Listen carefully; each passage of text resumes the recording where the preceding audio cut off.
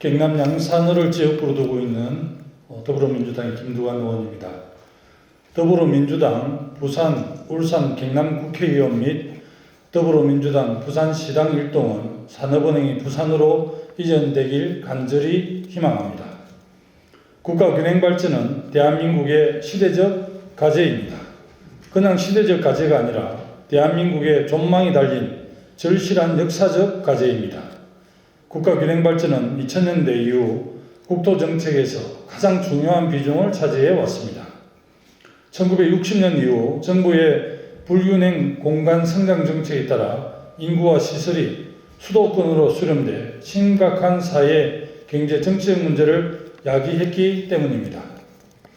수도권 일극화 현상으로 인한 수도권과 비수도권 간의 성장 격차 확대와 그에 따른 지방의 저성장이 심화되어 온 것입니다.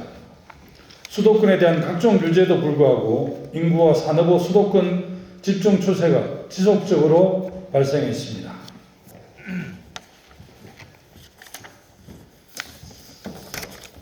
이에 노무현 정부에서는 공공기관 지방이전 및 혁신도시 건설 의지를 공식 천명하고 이를 본격적으로 추진했습니다.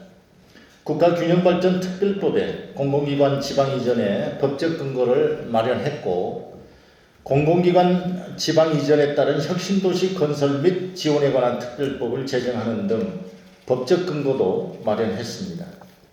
그 결과 2019년 말까지 1,704개 기업이 혁신도시로 신규 입주했으며 2012년부터 5년간 일자리가 11만여 개가 증가했습니다. 공공기관 지방 이전으로 수도권과 비수도권 인구가 역전되는 시점을 2011년에서 2019년으로 약 8년 늦추는 효과가 있었습니다. 그러나 혁신도시의 수도권 인구 분산 효과는 현재 한계에 닿은 상황입니다. 지난 30년간 부산에서만 약 60만 명의 인구가 빠져나갔습니다. 평택시 인구 정도가 줄어든 것입니다. 또 전국 특광역시 중 가장 먼저 초고령 사회에 접어들었습니다. 부산조차 이런 상황인데 다른 지역은 어떻겠습니까?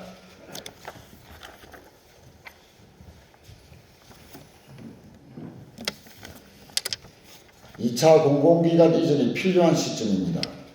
우리나라는 오랜 기간 저성장의 터널에 갇혀 있습니다. 이런 위기에서 벗어나기 위해서는 근본적인 혁신이 필요한데 혁신의 단초를 바로 국가균형 발전에서 찾아야 합니다. 우리나라가 지속가능한 발전을 이루기 위해서는 수도권과 동남권 등 지역발전이라는 두 개의 성장축을 만들어야 합니다. 특히 산업은행 등 국책금융기관들의 부산 이전은 수도권 인구 분산 효과뿐만 아니라 동남권 등 지역의 산업구조 전환을 도모할 획기적인 기회입니다. 산업은행이 기업 금융 지원을 확대해 각 부문의 경쟁력을 높이고 4차 산업혁명의 필수적인 벤처 스타트업 생태계를 지역에서 활성화하면 가능성이 충분합니다. 현재 국토부에서 진행하고 있는 지방 이전 계획 심의도 법적 절차상 문제가 없습니다. 공공기관 지방 이전에 따른 혁신도시 건설 및 지원에 관한 특별법 제4조에 따르면 소관 행정기관의 장은 지방 이전 계획을 국토부 장관에게 제출하고 국토부 장관은 국가균형발전위원회의 심의를 거쳐 승인하게 되어 있습니다. 현재 그 절차를 밟고 있는 것입니다. 산업은행법의 개정은 그 이후의 절차입니다. 그러나 국민의힘에서는 산업법의 4월 통과를 정치적으로 압박하고 있습니다. 이전 계획의 승인 없이 개별법을 먼저 개정해서 공공기관의 소재지를 결정하게 되면 각 지자체들의 공공기관 유치 경쟁으로 법안 개정 요구가 난립할 것이고 절차에 큰 문제가 생길 것입니다.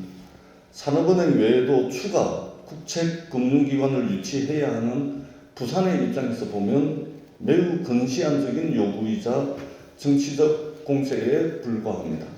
노무현 정부 당시 이전 공공기관 직원들을 설득하기 위해서 2년간의 논의와 협의 과정을 거쳤습니다.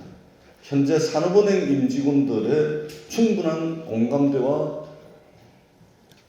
논의가 없이 절차가 진행되고 있는 것이 사실이지만 이는 윤석열 정부와 여당이 설득해내야 하는 과제입니다.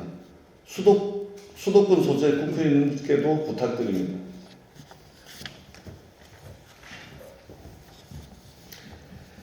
우리 민주당이 지난 22년간 국가균형 발전을 위해 어떤 노력을 해왔는지, 왜 당의 강령과 당헌에 국가균형 발전의 정신이 담겨 있는지 깊이 고민해 주십시오. 저희 더불어민주당 부산, 울산, 경남 국회의원과 부산시당 일동은 산업은행과 추가 국책 금융기관의 부산 이전을 위해 초당적인 자세로 노력하겠습니다. 2023년 4월 13일 더불어민주당 부산, 울산, 경남 국회의원 및 더불어민주당 부산시당 일동.